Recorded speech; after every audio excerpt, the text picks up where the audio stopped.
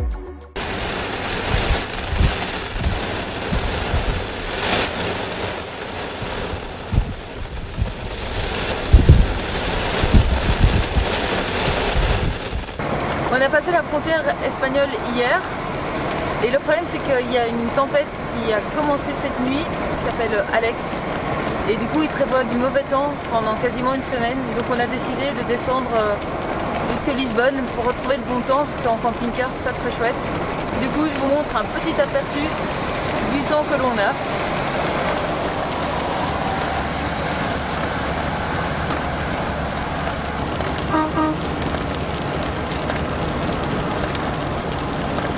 Et les modèles, ça n'aime pas l'eau.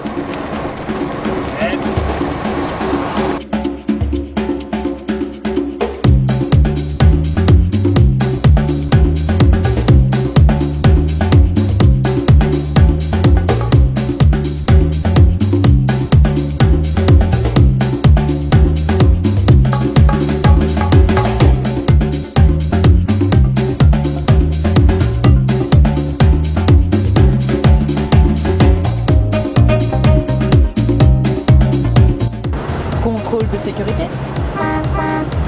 Ok.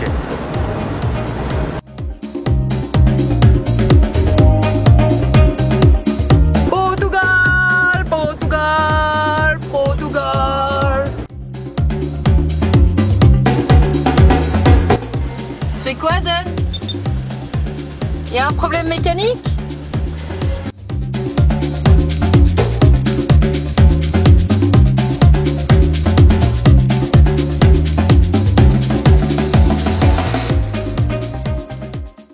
Et nous voilà à Nazaré, donc on se trouve au niveau du phare et c'est là qu'il y a la plus grosse vague au monde. Donc la vague la plus grosse qui a été surfée, c'est une vague de max 23 mètres. Et au fait ici il y a une énorme vague parce qu'il y a un canyon sur une centaine de kilomètres qui a environ une profondeur de 5 km. et qui se réduit à 50 mètres devant le phare. Donc du coup ça provoque une énorme vague. Et c'est pour ça que les plus grands surfeurs du monde viennent ici surfer la Big Wave. Voilà. Et aujourd'hui, eh bien, c'est no wave.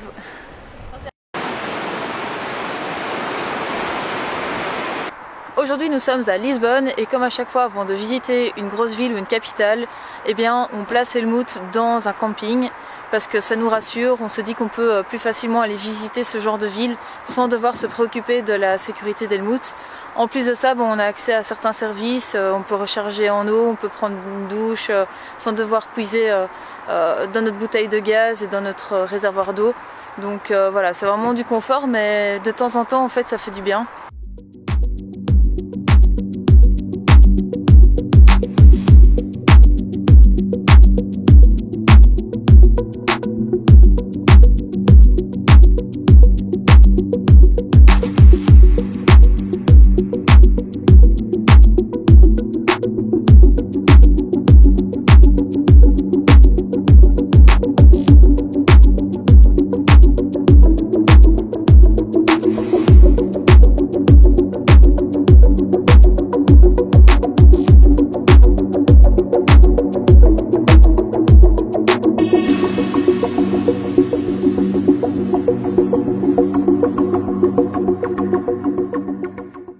Alors on va vous parler un petit peu de ce que l'on fait quand on est sur la route.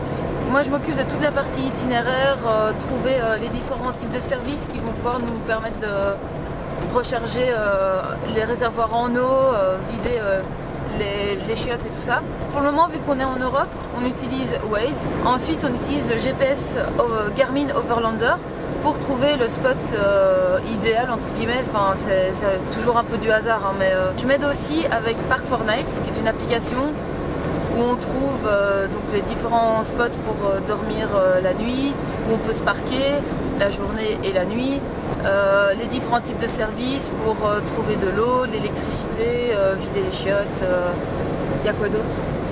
Ah oui, les terrains de camping. Après le petit hic je trouve c'est que vu qu'il n'y a pas de mise à jour, du coup le spot on ne peut pas vraiment y accéder parce qu'il y a des interdictions de stationner, on ne peut pas rester pendant la nuit, enfin voilà. Si vous faites ce genre de choses, il faut bien checker quel est l'historique des commentaires. Voilà. Voilà.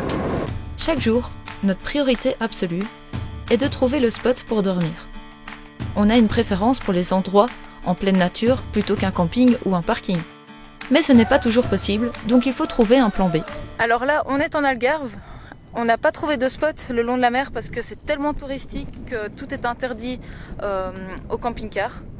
Du coup, on s'est dit qu'on allait retourner dans les terres et donc là, on est dans les montagnes. On voit la mer, hein. On n'est pas très loin. Mais voilà, donc on a trouvé ce spot-ci. Donc on est vraiment tout seul. Je ne sais pas si vous pouvez le voir, on est vraiment dans la montagne, voilà. Et le seul inconvénient de ce spot, c'est qu'on est exposé au vent. Après, je pense que normalement, ici, on ne devrait pas nous jeter. Lorsqu'on a trouvé le spot, on commence par mettre Helmut de niveau. Ça évite des désagréments, tels que dormir avec les pieds en haut et la tête en bas, retrouver tous les œufs sur le plat, prêts à sauter de la poêle, et même si ça peut paraître cool, d'avoir une piscine dans la douche. Mais regarde dans ce sens-là, c'est une tuerie. Oui, c'est bon, regarde. Il y a un seul défaut. Le seul défaut, c'est ça. Quand on est installé, en fonction du moment de la journée, eh bien, on fait du sport.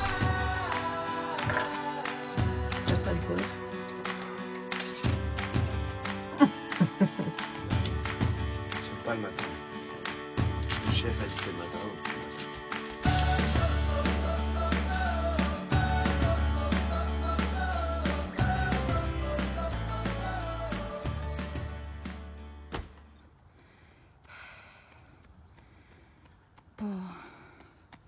Oh bah enfin. Bah alors, on attend pas de nid.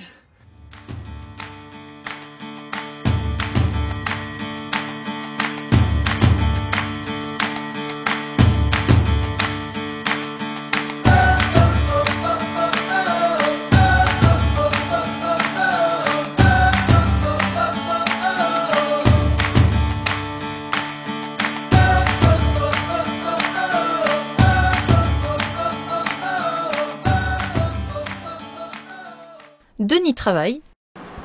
Tu travailles, Pichou? Bah il faut bien, ouais. Tu bosses, Pichou? Eh ouais, il faut, hein. Toujours un peu.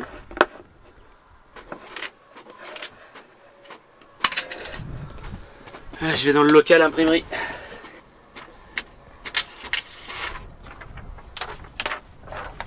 Allez. Et on cuisine. Hélène, tu fais quoi? Bah, j'ai fait des petits pois, de la salade et le reste de la viande. J'ai fait des boulettes avec le reste de la viande qui restait. Donc voilà, j'essaye de faire un peu les conserves pour alléger un peu. Tout ça sur un réchaud. Sur un réchaud à essence sans plomb.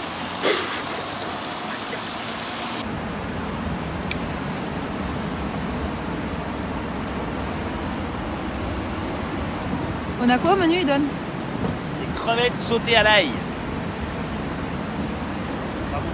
On va voir si ça marche. Il y a un peu de vent, mais ça a l'air d'aller. Waouh!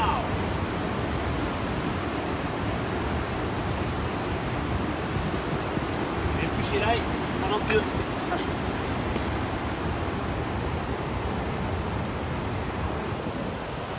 On a un peu l'essence là.